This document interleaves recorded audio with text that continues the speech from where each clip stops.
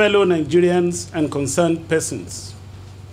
Beyond elections 2015, this presentation concerns homegrown and revolutionary solutions to Nigeria's socioeconomic problems, including, among others, the creation of 30 million jobs or more within 18 to 24 months, substantial recovery of the national currency within 9 months, new sources of national revenue, and new weaponry against corruption. For an introduction, I am Dr. Faisuddin Alamu Olusegun ALADE. I am a Nigerian multi-professional with qualifications in accountancy, in finance, in economics, in international trade, and management. I have been researching the Nigerian socioeconomic terrain for over 30 years. In the year 1983, I first wrote to the federal government, warning government of the dangers ahead. In 1984, I wrote my first book titled Nigeria, From Austerity to Prosperity, and I sent the same to the federal government.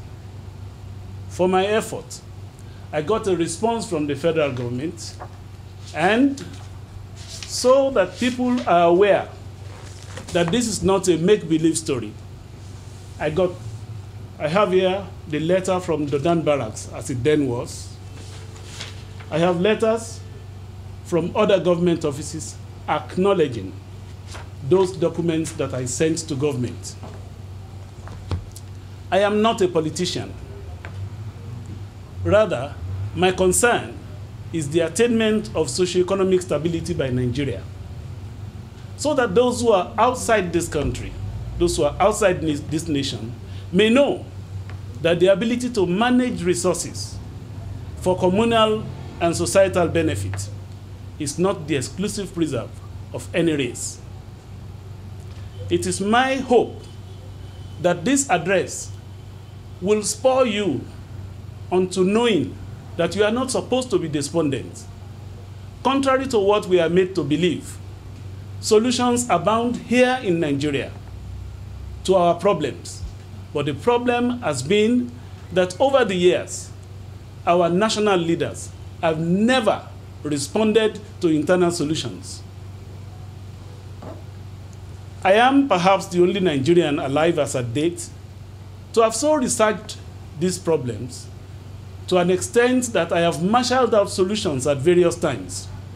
And the reason why I am coming out now is that all and sundry may know that there are solutions to these problems. And these solutions are not solutions that will take 10 years. For example, the creation of 30 million jobs. It's not something that will take 5 years. By the way, if you have 30 million or more unemployed citizens, and as I have heard many say, you are able to create 500,000, 800,000 jobs per year, and you are pumping another 1.2 million per year into the unemployment market, when is Nigeria going to get out of the woods?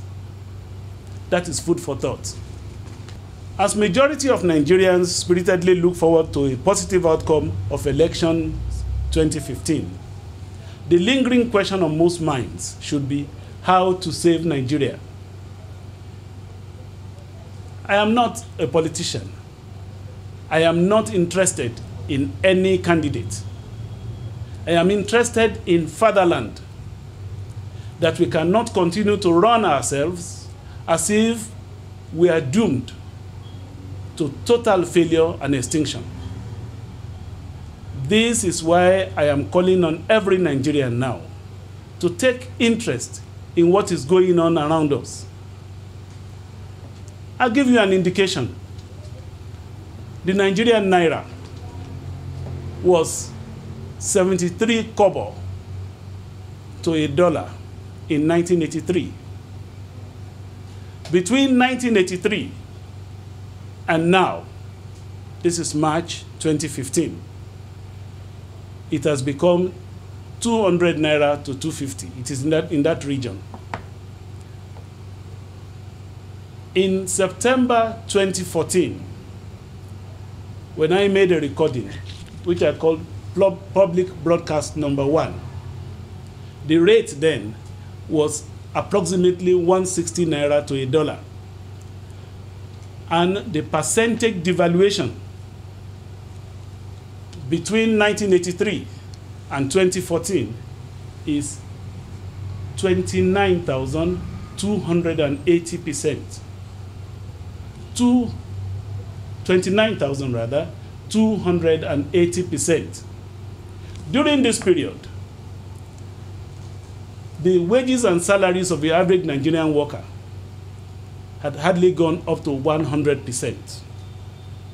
Do you now wonder where corruption originated from? Picture a man or a woman having to send children to school, having to pay rents, and all of a sudden, all her belongings, the value of all her belongings was reduced almost to zero level. And this man or this woman still has to pay school fees, has to pay rent, and has to find a way of living. This, I submit, my fellow Nigerians, was the onset of what I call contemporary general corruption in Nigeria. In response to this situation, Nigerians found various answers. Almost everyone took to corruption in one way or the other. And that is why I believe corruption, even as of today, has grown to a stage that you can say it is an instrument of state policy. Between September 2014 and today, as I said earlier, it is now 200 to 250 naira to $1. By the way, do we know the meaning of devaluation? Devaluation means cutting down your worth, even without you committing any offense. The labors of our forefathers and our own labors are denominated in that currency. So, if there is a mindless deterioration in the value of that currency, what it means is that all of us are being sentenced without having committed an offense. At a point, the crude oil price was cited as the reason for the continued devaluation. But you know, even when there was no fall in crude oil prices, the naira was devaluing steadily. So, we go back to our years of economic mismanagement. The situation now is that we cannot continue to manage on status quo basis. We cannot continue our economic management on status quo basis. Bringing out the budget, spending money, okay, going for more money on the budget. No, that's not what Nigeria needs. We are now at the threshold of revolutionary economic management, under which we must find jobs for the 30 million or more citizens that are jobless, or we must all accept that we are sitting on a keg of gunpowder. The fruitage is there for all to see. For those living around my area in Lagos, we know what youths are doing. We know the effect of robbery and all other vices, how the common man is affected. So I say, it is because Nigerians were suppressed by the excruciating weight of devaluation that they developed various answers. We are not fraudulent by blood. And I challenge anyone, Nigerian or overseas person, to confirm that we are fraudulent by blood. No. The Nigerian is a hardworking, peace-loving person. But what has been foisted on us is beyond us. And it is in order to find answers to these problems that you find Nigerians doing what they have been doing.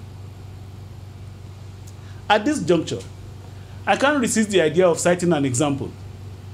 And that example will be found in the book written by Ahmad Nasir El-Rufai and published by Safari Books Limited at page 36. Permit me to quote, "Suddenly, government economic policy changed.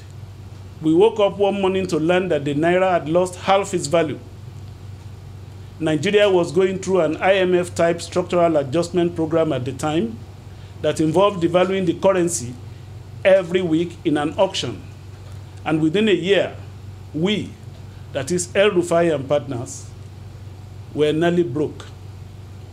In 1986, we, that is El-Rufai and partners, had $1 million or so each to our names. And by the end of 1987, we were down to almost nothing.